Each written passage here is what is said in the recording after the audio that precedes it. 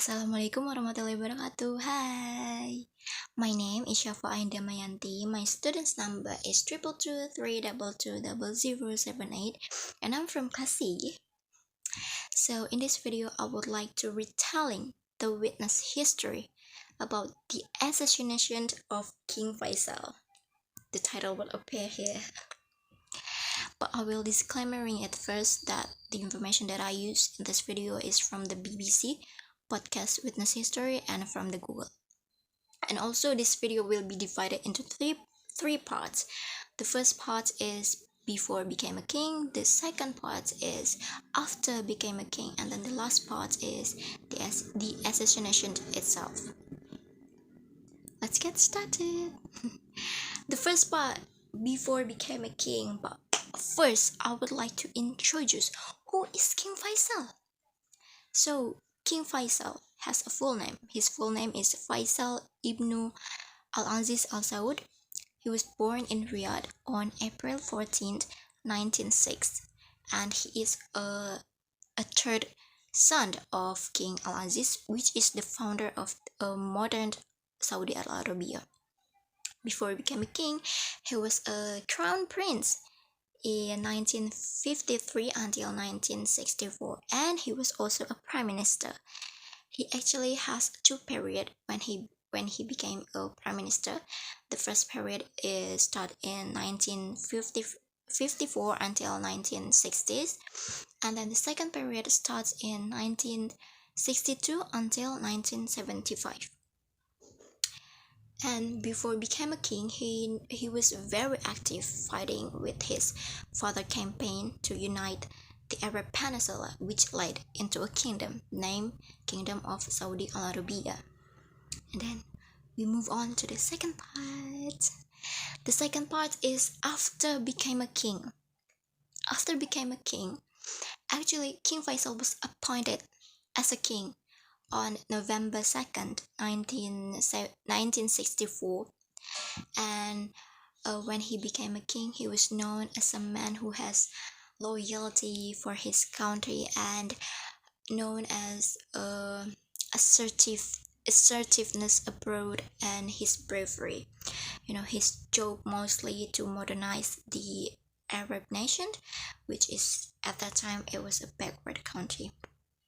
And then he's very clever, I think personally, because he used the country's new wealth, which is oil wealth, to allocate it into to allocate it in social, education, and healthcare. And he and his wife was very concerned about the education for women, so they built the first college, the first campus for women, in order to make women more knowledgeable, full of knowledge, and then the woman can survive in the society and can teach their daughter, their son better. And in mid 60s, King Faisal was opened the first Arab television station, but at that time there was a armed attack led by the brother of a man who wants to kill him. And then one thing that was very famous in King Faisal history is the decision that he made in 1973, when after the war between Israel and the Arab nation, which is Palestine. The Arab King Faisal was cut off the oil supply to the country who was supporting Israel at that time. So any country at that time who was supporting Israel will be get oil suspended. And then King Faisal was also sent the direct message that if that country, the country who was supporting Israel, wants the oil back, then they have to stop supporting Israel. That's simple. And I think that decision is very, very brave. Like, he's a persistent. I think he doesn't take any dictate from dictation from other country. He is, for me, he is a real true ruler, true king, and that was great for me personally. And then in 1974, he was named as a man of the year by the Time magazine. And then let's get back to the last part, is the assassination of King Faisal. So it happened on March 25th, 1975 at 10 a.m. At that time, the Kuwaiti delegation wants to meet King Faisal, and then the Arab oil minister, Mr. Ahmed Zaki Yamani, was going to brief the king in the palace. And then suddenly his nephew, named Prince Musaid, appeared with the Kuwaiti delegation, entered the room. And then at that time, King Faisal was very happy. He opened his arms to greet, as a greetings. He wants to kiss his nephew as a greetings. So he opened his arms, and then suddenly his nephew was took something in his pocket. Nephew, Prince Musaid, was took a small pistol from his pocket and shot King Faisal 3 times in the head. And everyone in the room at that time was very shocked. The oil prime minister, Mr. Ahmed Zaki, was standing closer to the king. He was also very shocked, and then he told the guard to stop, don't kill the nephew, and to prevent the guard to kill the nephew.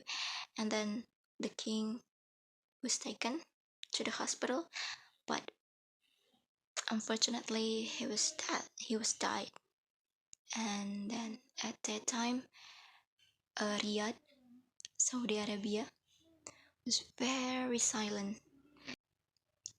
Everyone was mourned. And then the Prince Musaid, the murder of the king, was executed in the city square in Riyadh.